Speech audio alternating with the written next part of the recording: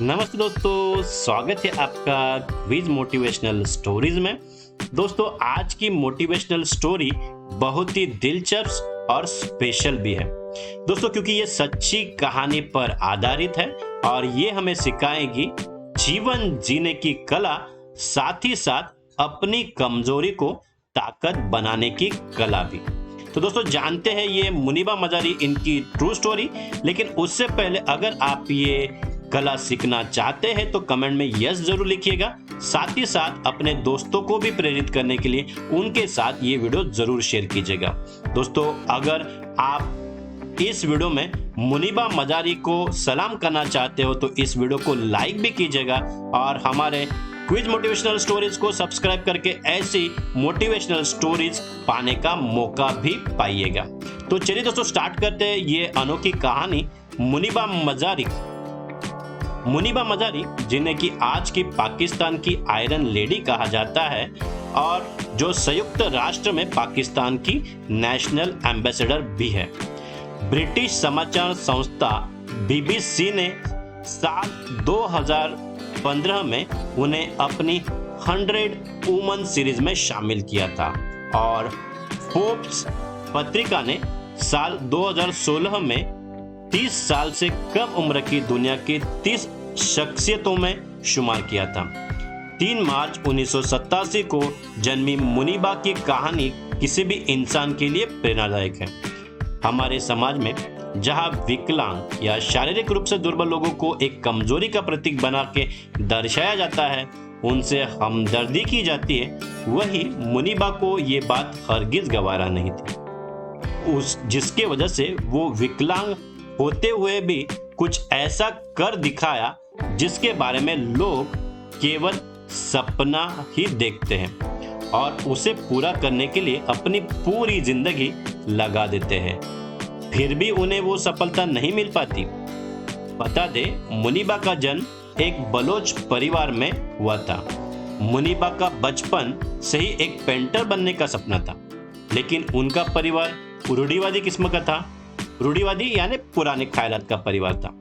मुनीबा ने 18 साल की उम्र में अपने पिता के कहने पर खुद की इच्छा न होने के बावजूद भी शादी कर ली, लेकिन उनकी शादीशुदा जिंदगी खुशहाल नहीं रही।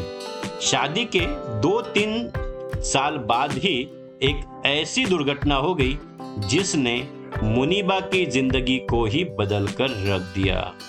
मुनीबा और उनका पति कहीं बाहर जा रहे थे, तभी उनका पति कार चलाते हुए सो गया और गाड़ी के बेकाबू हो जाने के बाद वो खुद तो बाहर कूद गया, लेकिन मुनीबा कार के अंदर ही रह गई। इस एक्सीडेंट के बारे में मुनीबा खुद बताती है कि जिस वक्त यह हादसा उनके साथ हुआ, उस वक्त मेरी कलाई की हड्डी टूटी हुई थी, कंधे की भी, और हॉस्पिटल जाते वक्त ही मुझे एहसास था कि मेरा आधा शरीर टूट चुका है और आधा शरीर लकवाग्रस्त हो चुका था।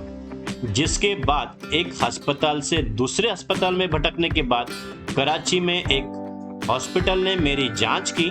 वहां मैं 2.5 महीने तक थी। जीने की कोई वजह नहीं थी। मेरे 3 बड़े और 2 छोटे ऑपरेशन हुए। दुर्घटना में मुनीबा बुरी तरह घायल हुई और पूरे 2.5 महीनों तक अस्पताल में रहने के दौरान जब वो बाहर आई तो पहले की तरह वो अपने पैरों पर खड़े होने लायक नहीं थी।